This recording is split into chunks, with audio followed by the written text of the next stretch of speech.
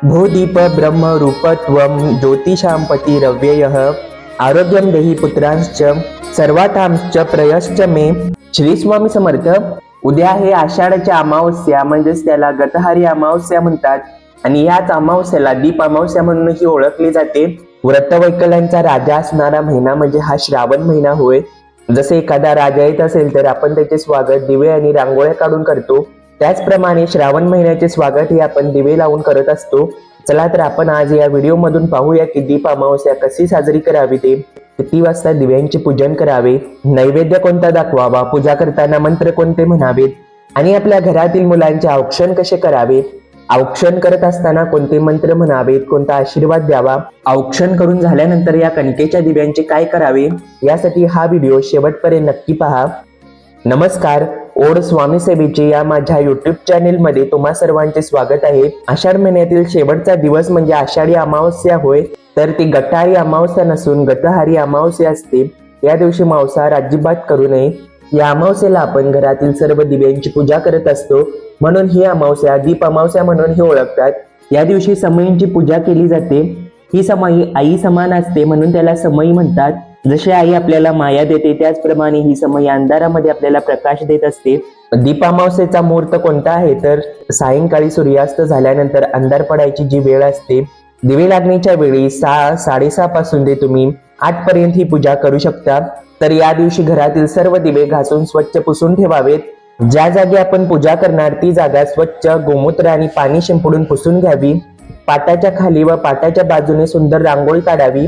पाट आपल्याला पूर्व दिशेला मांडायचा आहे. त्या पाटावरती एक चांगले वस्त्र अंतरावे व त्यावरती आपले जे दिवे समई असतील त्या मांडून ठेवाव्यात. प्रत्येक दिव्याच्या खाली थोडेसे तांदूळ ठेवावेत व त्या तांदळावरती दिवे ठेवावेत. जेवढे आपल्या घरी स्टीलचे, पितळेचे, चांदीचे, मेटलचे आणि मातीचे दिवे असतील तेवढे मांडून घ्यावेत. लक्ष्मी मातेला तुपाचा दिवा प्रिय असल्यामुळे एक दिवा का असताना तो तुपाचा अवश्य लावावा. तुपाची वात लावत असताना फुलवात एकच लावावी आणि तेलाची वात लावत असताना 2 वाती एकत्र पिळून त्याची एक वात करून ती वात लावावी. अशा प्रकारे सर्व समई आणि पंत्यांमध्ये वाती घालून घ्याव्यात. त्यानंतर कणकेचे 5 दिवे मुलांना औक्षण करण्यासाठी तेही मांडून ठेवावे. कणकेच्या दिव्यांमध्ये तूप घालावे. ज्या त्या दिव्यांमध्ये तूप आणि तेल घालावे. बाजारात मिळते ते दिव्यांचे तेल तुम्ही वापरू शकता. तिळाचे तेल असते ते, किंवा घरी जे उपलब्ध असेल ते वापरले तरीही चालते. तूप हे गाईचे असायला हवे. सर्व मांडणी झाल्यानंतर दिव्यांची पंचोपचार पूजा करून घ्यायची आहे. या पूजेसाठी आपल्याला गंध, अक्षता, हळदी कुंकू, सुगंधी फुले, नैवेद्य, कापसाचे गजवस्त्र, तुलसीपत्र, बेलपत्र, दुर्वा तसेच आघाड्याची पाने उपलब्ध असतील तर ती घ्यावीत. प्रत्येक दिवा लावत असताना आपल्याला माचीस काडी पुरत नाही. मग एका काडीला असा कापूस गुंडाळून तो तुपामध्ये बुडवून तुपाच्या वाती लावून घ्याव्यात. तेल तूप एकत्र करू नये, ते सेपरेटच लावावे. अशा प्रकारे सर्व वाती या प्रज्वलित करून घ्याव्यात. तेलाच्या वाती तेलाचे काडी करून प्रज्वलित कराव्या. दिवे लावत असताना ही आपली पारंपरिक ओवी म्हणू शकता. दिव्या दिव्या दीपोत्कार, कानी कुंडले मोतीहार, दिव्याला पाहून नमस्कार, तिळाचे तेल, कापसाची वात, दिवा जळो मध्यान रात, दिवा लावला देवांपाशी, उजेड पडला तुळशीपाशी, माझा नमस्कार सर्व देवांपाशी, अशी प्रार्थना म्हणावी. त्याचबरोबर आपल्या घराच्या मुख्य प्रवेशद्वाराजवळ, आपल्या देवघरात आणि तुळशीजवळ दिवे लावावेत. ही दिव्यांची पूजा तुम्ही देवघरातही करू शकता.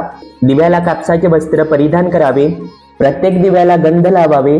ओम श्री दीप देवताय नमः विलेपनार्थे चंदनम समर्पयामी असे म्हणून गंध लावावे. प्रत्येक दिव्यावरती अक्षता अर्पण कराव्यात. आपले साधे तांदूळ म्हणजे अक्षता होय.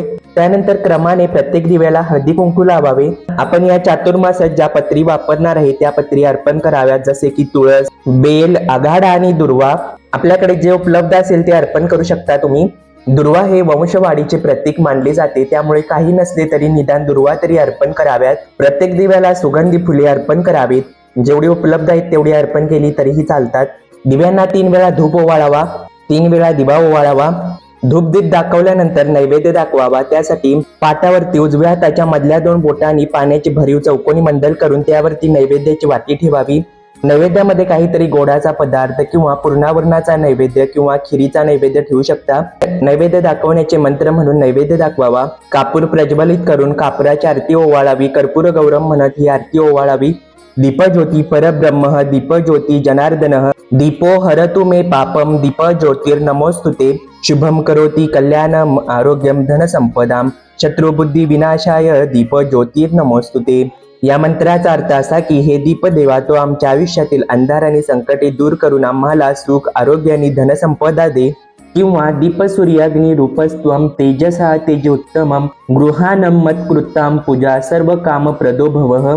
याचा अर्थ असा की हे दीपा, तू सूर्यरूप आणि अग्निरूप आहेस, तेजामध्ये उत्तम तेज आहेस आणि माझ्या पूजेचा तू स्वीकार कर आणि माझ्या मनातील सर्व इच्छा पूर्ण कर. त्यानंतर या केलेल्या पिठाच्या कणकेच्या दिव्यांनी आपल्या घरातील मुलांच्या आईने औक्षण करावे. मुले लहान असो किंवा मुले मोठी असो, सगळ्याच मुलांचे औक्षण करावे. कारण एका आईसाठी मुले कितीही मोठी झाली तरी ती लहानच असतात. औक्षण करताना मुलांना पूर्वेकडे तोंड करून पाटावरती बसवावे. मुलगी असेल तर तिला हळदी कुंकू लावावे व मुलाला कुंकू आणि अक्षता लावाव्यात. त्यानंतर कणकेचे दिवे ताटामध्ये घेऊन मुलांचे 3 वेळा औक्षण करावे. ओवाळताना पाठीवरून व डोक्यावरून हात फिरवून दृष्ट काढावी. ओवाळत असताना प्रार्थना म्हणावी की इडापिडा टळू दे आणि बळीचे राज्य येऊ दे. हे दीपदेवा, माझ्या मुलांचे व मुलीचे रक्षण कर. त्यांना उत्तम आरोग्य, दीर्घायुष्य आणि सद्बुद्धी लाभू दे. त्यांच्या आयुष्यातील सर्व नकारात्मक अंधार दूर होऊन यशाचा प्रकाश पडू दे. अशी प्रार्थना म्हणून झाल्यानंतर मुलांच्या डोक्यावरती अक्षता टाकाव्यात. आपल्या घरचे खरेच पंथी समयी म्हणजे हे मुलं आणि मुली असतात, म्हणून त्यांना उत्तम सुख आणि दीर्घायुष्य मिळावे म्हणून त्यांचे औक्षण करण्याची प्रथा आहे. तुम्ही असे पिठाच्या कणकेचे दिवे करून जर औक्षण करत नसाल तर या वर्षीपासून नक्की करा. तर हे कणकेचे दिवे कसे करायचे आणि कोणती पद्धत आहे ते बघा. गव्हाचे पीठ घेऊन त्यात थोडा गोळ किंवा साखर घालून थोडी तूप घालून ते दूध किंवा पाण्याने घट्ट मळून घ्यावे. काही ठिकाणी मीठ घालतात तर काही ठिकाणी घातले जात नाही. या कणकेचे छोटे छोटे सुंदर दिवे तयार करावेत. 5, 7 किंवा कितीही तुम्ही विषम संख्येमध्ये दिवे तयार करू शकता. जसे आपण मोदक उकडतो त्याप्रमाणे हे कणकेचे दिवे उकडून घ्यावेत किंवा तव्यावर थोडेसे शेकून घ्यावेत. यामुळे दिव्यातील तूप किंवा तेल पाझरत नाही आणि दिवे चांगले जळतात. या दीपामावसेला मुलांना ओवाळल्यानंतर त्या कणकेच्या दिव्यांचे काय करायचे ते पहा. दिवे पूर्ण शांत झाल्यानंतर त्यातील जळलेल्या वाती काढून ते एकतर तुम्ही ते गाईला खायला देऊ शकता. जर आसपास गाय नसेल तर हे कणकेचे दिवे हाताने बारीक करून कणकेचा चुरा घरातील झाडांच्या कुंडीत, बागेत किंवा एखाद्या झाडाच्या मुळाशी टाकावा, जिथे मुंग्या किंवा इतर कीटक येऊन ते खाऊ शकतील. याला भूतयज्ञ किंवा मुक्या प्राण्यांना अन्नदान करणे असे म्हणतात. नाहीतर आपल्या जवळच्या जलाशयात ते विसर्जन करावेत किंवा कणकेमध्ये गुळ घालून उकडल्यामुळे ते दिवे चांगले लागतात म्हणून काही ठिकाणी ते दिवे खाल्ले जातात. यातील आपल्याला जी पद्धत योग्य वाटेल ती तुम्ही करू शकता. एका दिव्याने दुसरा दिवा लावू नये. वाती घालायचा ताप वाचेल म्हणून एकाच समयीला दोन्हीकडे पुढे मागे प्रज्वलित करू नये. दिवा कधीही फुंकर मारून विझवू नये आणि हे केलेले दिवे कचऱ्याच्या डब्यामध्ये टाकून देऊ नये.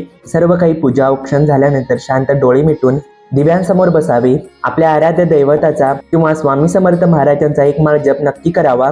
दिव्याची पूजा करत असताना घरातील सर्व दार खिडक्या उघड्या ठेवाव्यात.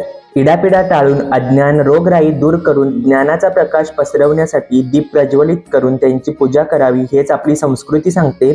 चला तर मग हा दीप अमावस्येचा व्हिडिओ तुम्हाला कसा वाटला मला कमेंट करून नक्की सांगा.